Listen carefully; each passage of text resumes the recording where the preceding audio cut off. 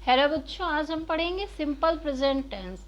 Simple present tense, तो सबसे पहले हम देखेंगे कि सिंपल प्रेजेंट टेंस का हम यूज कहाँ करते हैं। तो फर्स्ट है हमारा to express a habitual action. Habitual action या repeated action. For example, I go to school by bus, यानी ये हमारी हैबिट है कि हम रोज ही स्कूल जाते हैं, तो ये हैबिचुअल एक्शन को रिप्रेजेंट कर रहा है। Second, to express our thoughts and feelings. For example, I like to shop here. Third, to express general truths or scientific fact. Example, the moon revolves around the earth. To express a situation of fact that is permanent. जैसे Delhi stand on the Yamuna. This road leads to Agra.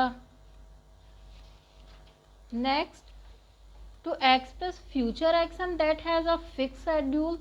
For example, the match begins tomorrow. And proverb that have the force of permanent truth. तो verb में भी इसका use होता है। For example, birds of a feather flock together. तो हम देखते हैं कि इन सारे सेंटेंसेस में, इन सिचुएशंस में हम यूज कर सकते हैं सिंपल प्रेजेंट टेंस का। अब हम इसको कैसे पहचानेंगे, तो डेफिनेशन देखते हैं। Verb that refers to something happening in the present time is said to be in the present tense. जो भी वर्क है जो हमारी, वो वर्ब हमारी बताती है कि जो काम है वो हमारा किस समय हुआ है, प्रेजेंट टाइम में, तो हम क्या कहते हैं कि ये सेंटेंस प्रेजेंट टेंस में है। अब इसी सिंपल प्रेजेंट टेंस के हम कई पार्ट देखते हैं। फर्स्ट है हमारा पॉजिटिव स्टेटमेंट। पॉजिटिव स्टेटमेंट जिसमें हम नॉट या क्वेश्चन वर्ड को यूज़ नहीं करना है, तो इसका सेंटेंस का स्ट्रक्चर कुछ होगा, सब्जेक्ट प्लस वर्ब की first form plus object plus etcetera. For example, he writes a letter. Second है आई राइट अ लेटर। तो यहाँ हम देखते हैं कि सब्जेक्ट के साथ वर्ब की फर्स्ट फॉर्म लगानी है, लेकिन अगर यहाँ पर सब्जेक्ट हमारा सिंगुलर नंबर है तो हम यहाँ वर्ब में एस या ई एस लगाते हैं, इसीलिए हमने ही के साथ यहाँ पर राइट्स का यूज किया है।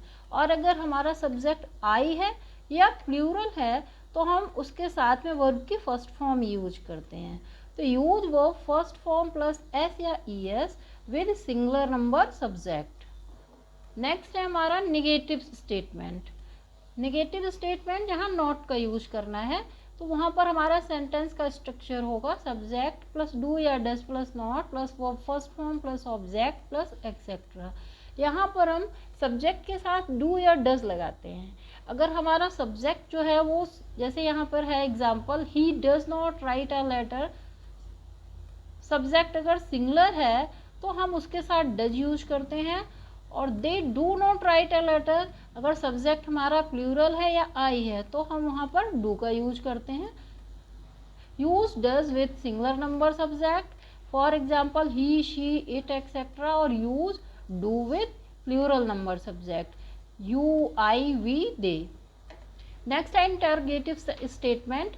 इंटेरोगेटिव स्टेटमेंट दो तरह के होंगे। फर्स्ट हम देखते हैं question word plus do does plus subject plus verb की first form plus etcetera. Example, where do you live. तो सबसे पहले हमारा आएगा क्वेश्चन वर्ड, उसके बाद आएगी हमारी हेल्पिंग वर्ब जो यहाँ पर डू या डज है, फिर सब्जेक्ट और फिर मेन वर्ब। तो यहाँ भी हम वही रूल फॉलो करेंगे कि अगर हमारा यहाँ पर प्लूरल सब्जेक्ट है तो हम यहाँ पर डू लगाएंगे, अदरवाइज यहाँ पर डज लगाएंगे। नेक्स्ट सेंटेंस का स्ट्रक्चर है डू या does plus subject plus verb first form plus etc.